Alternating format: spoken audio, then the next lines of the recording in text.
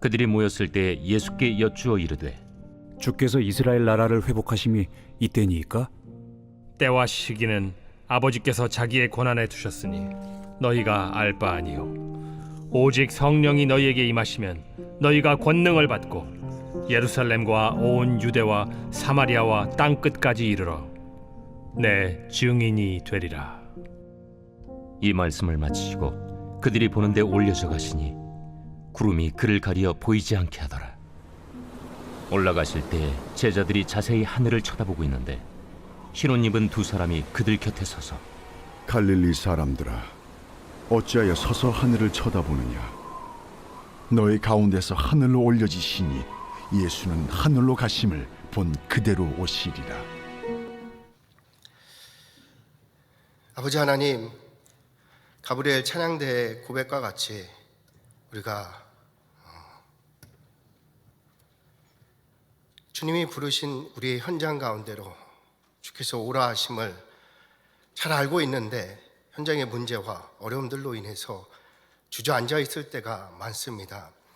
우리가 염려 걱정이 우리 삶의 주인 되어 힘들고 아픈 삶을 살다가 이 시간 주 앞에 나와서 그 모든 것 내려놓고 주께서 우리의 주인 되시기를 바라며 주 앞에 예배드리오니 우리의 예배를 받아주시고 우리를 새롭게 하여 주시사 다시 한번 현장 가운데서 예수의 아버지 하나님의 자녀로서의 삶을 누려가는 우리가 될 수 있도록 이 시간 역사하여 주시옵소서. 시종원 주님께 의탁드리오며 감사하며 예수 그리스도의 이름으로 기도합니다. 아멘. 복된 주일입니다. 우리 주 예수 그리스도의 은혜와 평강이 가득하시길 축원드립니다. 지난주에는 약속된 성령을 기다리라 라는 말씀의 이유를요, 하나님의 사랑 안에서 함께 나누었었습니다. 하나님의 사랑을 기억하십니까? 창조 시에 하나님께서 우리에게 베푸신 사랑은 인간을 사랑하기 때문에 가장 먼저 창조하신 것이 아니라 인간을 사랑하기 때문에 가장 나중에 창조하신 것을 보게 되었습니다. 만약 하나님께서 우리를 사랑하신다는 이유로 인간을 가장 먼저 창조하셨다면 우리는 아무것도 없는 끔찍한 공허와 허무의 실체를 겪고 큰 공포 가운데 살아가야 되었을 수도 있었을 것입니다. 근데 하나님께서 창조 시에 하나님께서 우리에게 보이신 사랑은 상대를 배려하고 그들을 먼저 생각하며 행해 주시는 인격적인 사랑임을 알게 되었습니다. 이러한 사랑 안에서 하나님께서 우리에게 성령을 기다리라 말씀하신 것입니다.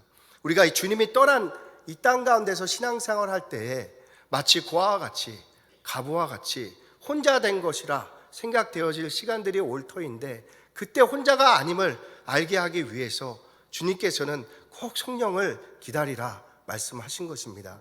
성령님과 함께 할 때에 우리가 하나님께서 기뻐하시는 신앙생활을 살 수 있기 때문입니다.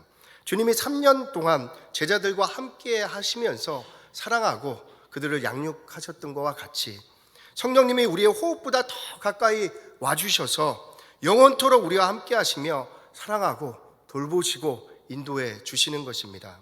우리 눈에 지금 보이지 않지만 지금도 함께 하시는 성령님과 날마다 교제하시고 가까워져 가시는 우리 모두가 되시길 축원드립니다.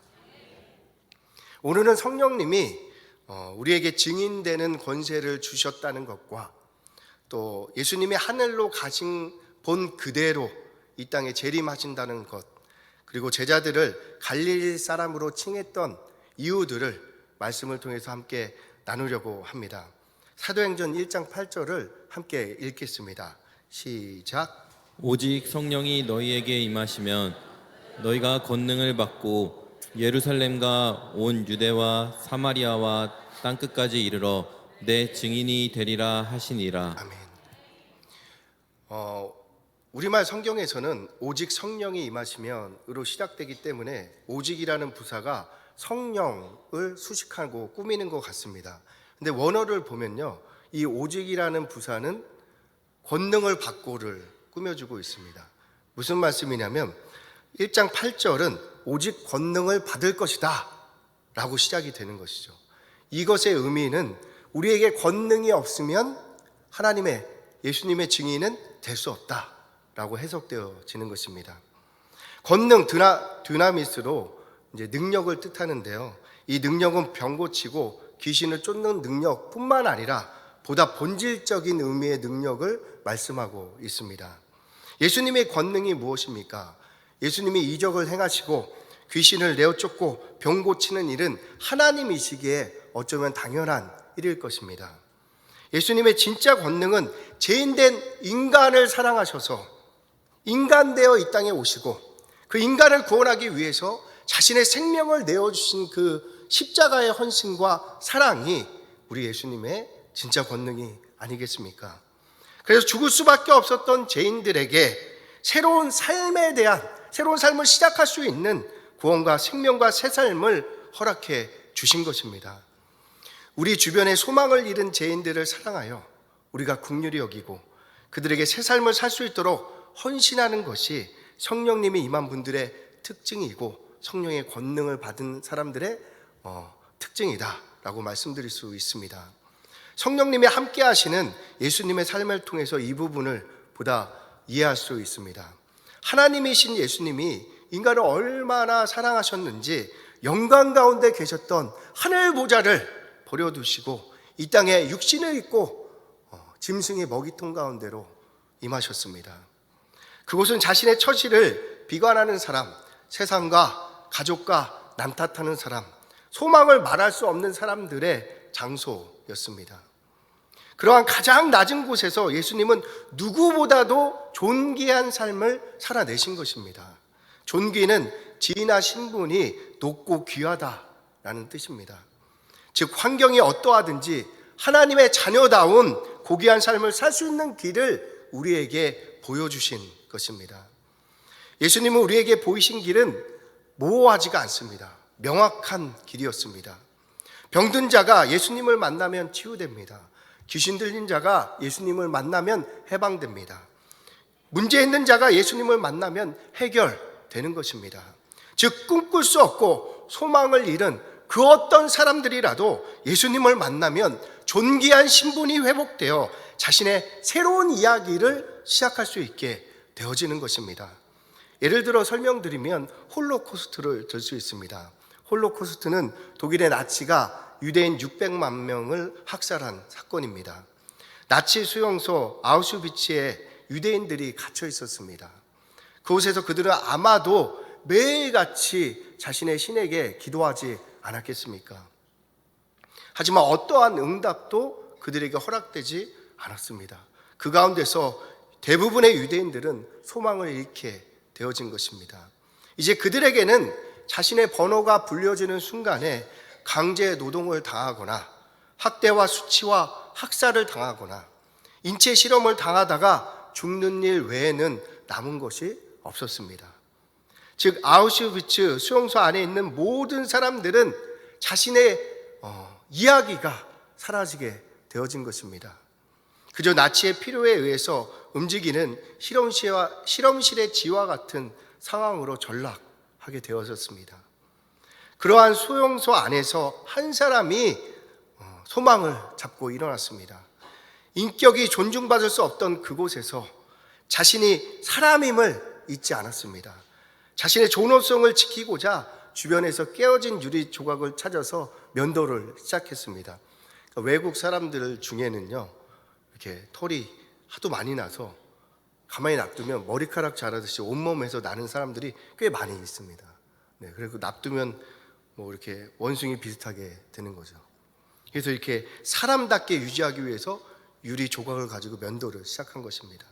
극한 상황이지만 삶을 포기하지 않고 자신만의 삶을 살기 위해서 움직이기 시작한 것입니다. 이때 이야기가 없었던 수많은 수용소의 사람들 중에서 한 사람의 이야기가 태동되기 시작한 것입니다. 나치가 사람을 학살하거나 인체 실험을 할 때에 죄의식이 점점 사라진 이유로 수용소 안에 있는 사람들이 짐승과 같이 여겨졌기 때문이라 말들을 하고 있습니다. 초점을 잃은 눈, 지저분한 얼굴, 산발이 된 머리, 가까이 갈게 할 수 없게 만들었던 냄새들이 그들을 짐승처럼 여기게 만들었습니다. 그런데 이 사람을 아무리 봐도 사람인 것입니다.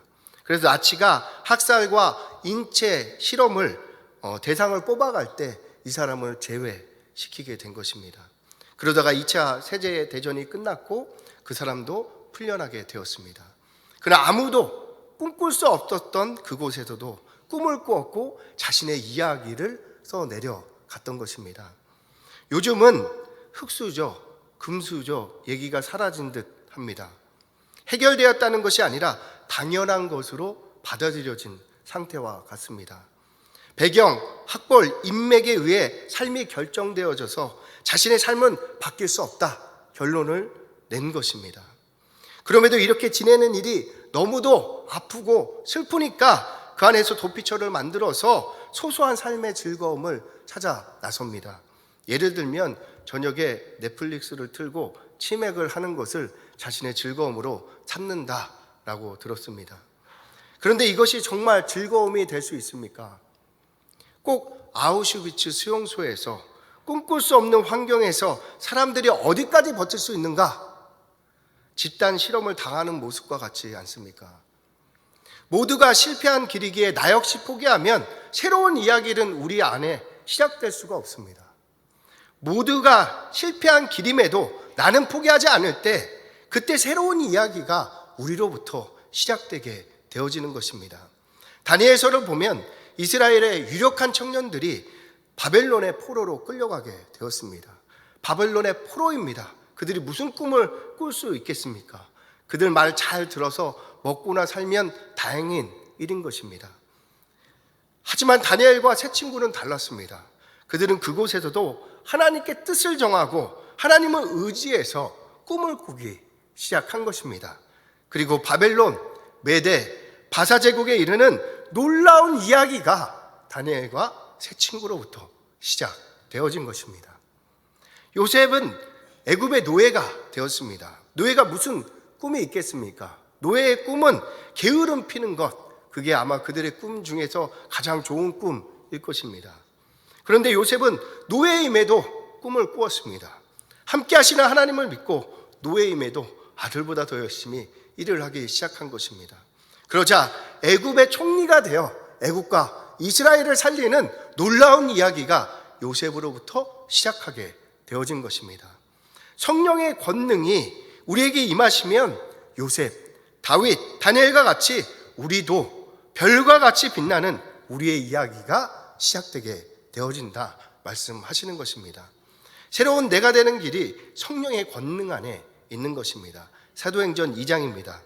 함께 읽겠습니다. 시작. 이는 곧 선지자 요엘을 통하여 말씀하신 것이니 일러스되 하나님이 말씀하시기를 말세에 내가 내 영을 모든 육체에 부어주리니 너희의 자녀들은 예언할 것이요 너희의 젊은이들은 환상을 보고 너희의 늙은이들은 꿈을 꾸리라. 아멘. 즉 성령의 권능이 소망을 잃은 죽은 세상 가운데서도 꿈꾸게 하고 새로운 이야기를 시작하게 만든다라고 말씀하고 있는 것입니다. 주님이 이렇게 말씀하실 것 같습니다. 너희를 둘러싸는 환경이 마치 너희에게 십자가와 같으냐? 그 환경에 지지 말고 너희 자신의 이야기를 시작해라. 약속하신 성령을 기다려라. 성령의 권능을 받아라. 그러면 이 길에 증인되도록 내가 세상 끝날까지 너희와 함께하겠다. 마음에 조금이라도 여러분 마음에 조금이라도 감동이 되어진다면 더 이상 환경에 지지 마시고 성령의 권능으로 살리라 뜻을 정했으면 좋겠습니다. 다니엘과 세 친구에게 역사하셨던 하나님의 능력이 오늘 뜻을 정한 분들을 통해서 여러분의 현장에도 되어질 것입니다. 두 번째 주제로 예수님은 하늘로 가신 그대로 본 그대로 이 땅에 재림하신다 말씀해 주십니다. 예수님이 이 땅에 오시기 전에도 그리고 오셨을 때에도 오늘날에도 이 땅 가운데서는 거짓 메시아가 존재하고 있습니다. 2013년도 조사에 의하면 한국에만 재림 예수다라고 자칭 재림 예수다 고백하고 있는 분들이 50명을 넘었다고 하고 있습니다. 그래서 예수님은 분명히 우리에게 문자로 성경에 기록해서 보여주고 있습니다. 아무도 오해할 수 없도록 본 그대로 다시 올 것이다 말씀하시는 것입니다. 예수님께서 승천하신 그대로 다시 온다는 이 뜻이 의미가 무엇입니까?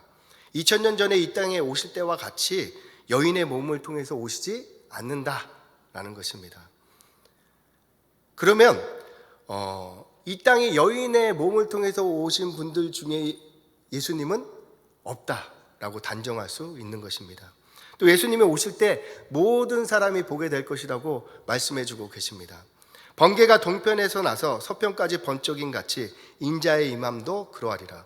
예수님이 이제 부활의 몸을 입으셨기 때문에 시공간을 초월해 있잖아요. 그래서 한 번의 번개처럼 보여지게 임하신다라고 말씀하시는 것입니다.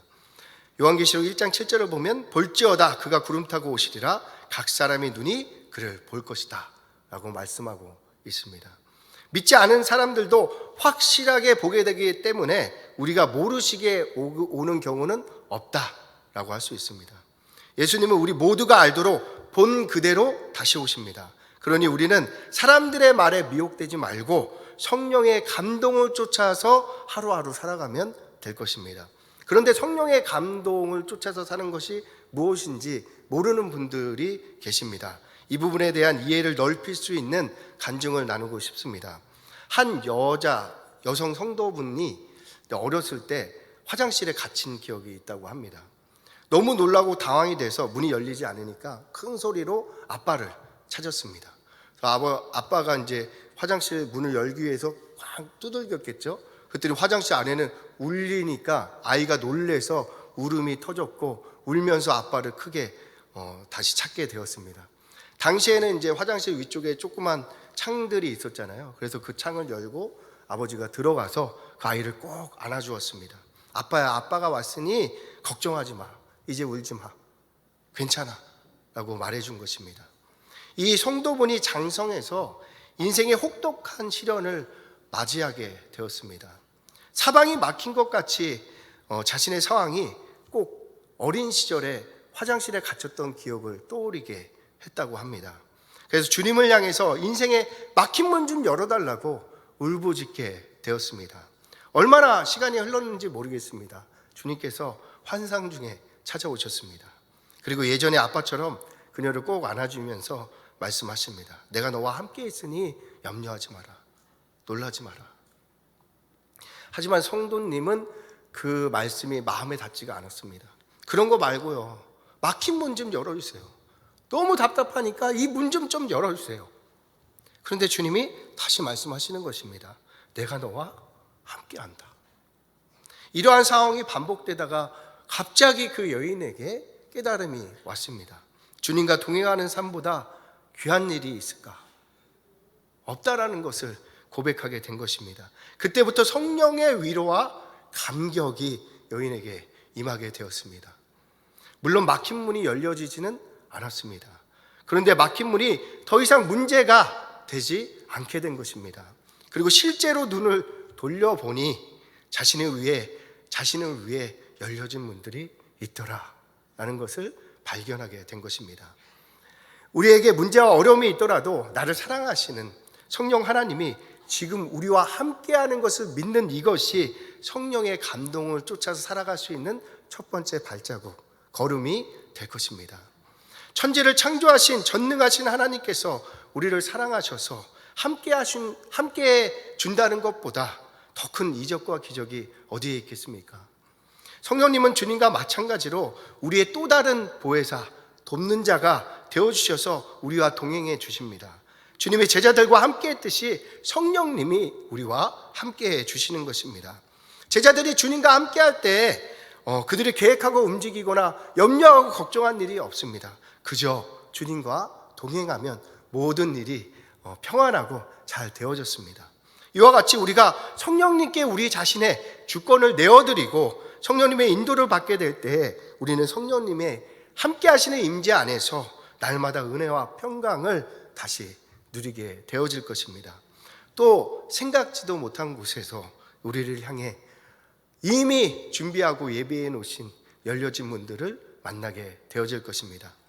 오늘 세 번째 주제는요, 갈릴리 사람들아 라고 불렀던 이유입니다. 제자들이 승천하는 주님을 보고 있었습니다. 아마도 황홀한 경험을 하고 있지 않았겠습니까? 그때 천사가 제자들을 부르는 것입니다.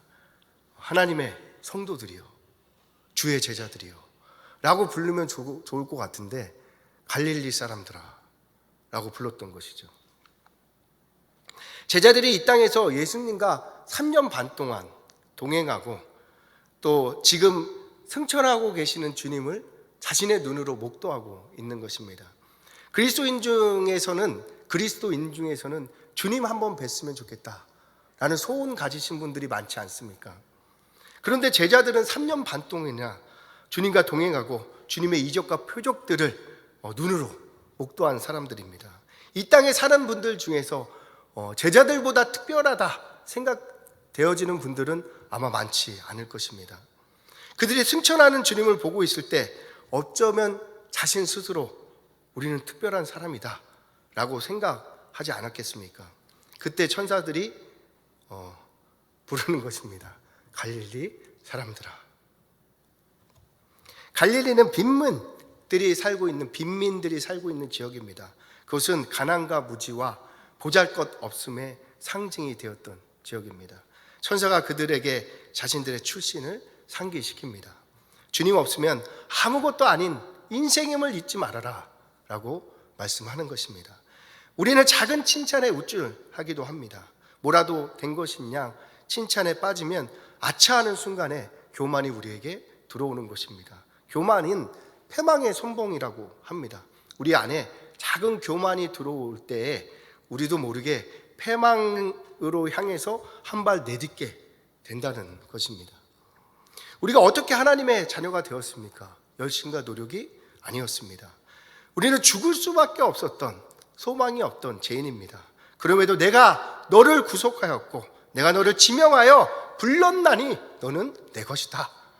오직 은혜로 하나님의 자녀가 되어졌습니다. 주님이 제자들을 갈릴리로 불러주셨습니다. 갈릴리에서 불러주셨습니다.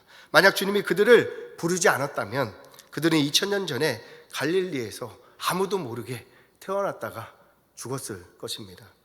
이러한 이들이 오직 하나님의 은혜로 사도로, 주님의 사도로 부름받게 되어진 것입니다. 우리에게도 이러한 은혜 의식이 있어야 한다라고 말씀드리는 것입니다. 그렇지 않으면 어느 순간 우리에게 주어진 것들이 마땅한 것처럼 여겨지게 되어집니다. 한 사람은 북한에서 태어나고 한 사람은 남한에서 태어납니다. 자신의 뜻대로 출생지 정할 수 없습니다. 누가 이러한 결정을 할 수 있습니까? 하나님만이 할 수 있는 것입니다. 세계는 지금도 전쟁 중에 있습니다. 천재지변으로 지금도 수많은 사람들이 죽어가고 있습니다. 묻지마 폭행은 이제는 묻지마 살인이 되었습니다. 우리도 병원에 누워 있을 수도 있다. 우리도 당장 먹을 것이 없어서 고민하고 있었을 수도 있다라는 말씀입니다. 그런데 우리는 지금 이 자리에서 하나님을 예배하고 있습니다.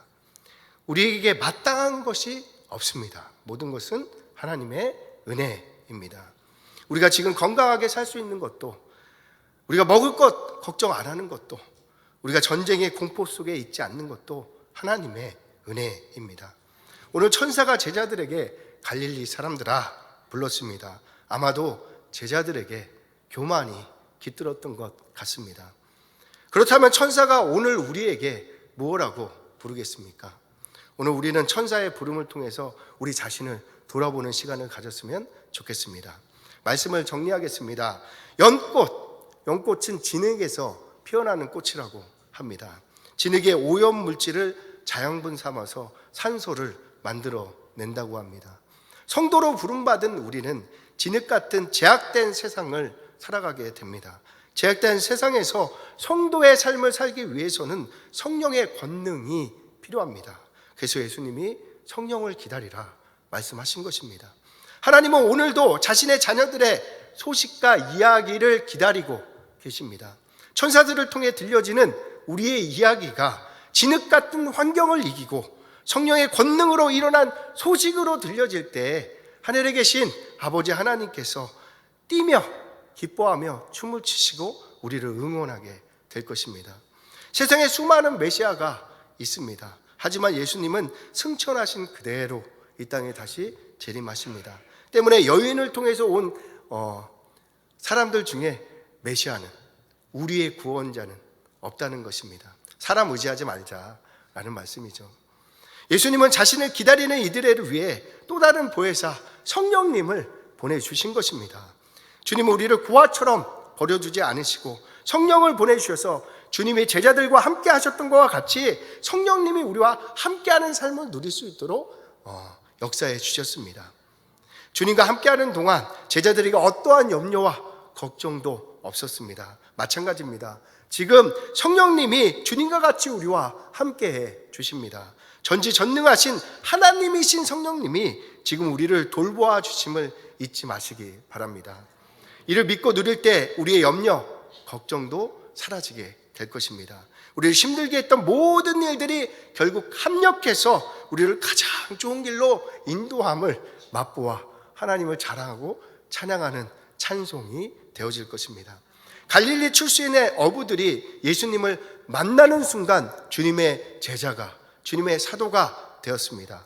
만약 주님이 그들을 부르지 않았다면 그들은 2000년 전에 갈릴리에서 아무도 모르게 살다가 죽었을 수도 있습니다. 하지만 주님이 그들을 불러주시자 갈릴리에서 주님의 사도가 되어지는 새로운 이야기가 시작하게 되었습니다. 우리 역시 하나님을 모른다 하며 꿈꿀 수 없는 세상에서 적당히 살다가 죽을 수밖에 없는 존재였습니다. 그럼 우리에게 성령의 권능을 주셔서 하나님의 자녀다운 삶을 살아라, 요셉과 같이, 다윗과 같이, 다니엘과 같이 꿈꾸는 삶을 살아라 라고 우리를 도전하고 계신 것입니다. 성령님이 우리에게 감동하시는 음성을 훅 불어 끄시면 안 됩니다. 어떻게 감동하고 있겠습니까? 할 수 있다, 기도하자, 사랑하라, 섬겨라, 내가 먼저 손 내밀라. 우리가 이 감동에 순종할 때 다른 이들은 소망이 없다 말할 수 있는 우리의 삶에서 성령님의 권능으로 시작되는 새로운 이야기를 써내려가게 되어질 것입니다. 이제 얼마나 성령님을 의지하냐에 따라서 우리 이야기의 스케일과 규모가 달라지게 되는 것입니다. 갈릴리 출신의 제자들도 성령님을 의지하자 주님의 사도가 되어졌습니다. 그렇다면 우리도 할 수 있다라는 말씀입니다. 크신 성령님을 믿고 의지함으로 소망을 잃은 현장에서 별과 같이 빛나는 새로운 이야기가 시작되는 우리 모두가 되시길 예수님의 이름으로 축원드립니다.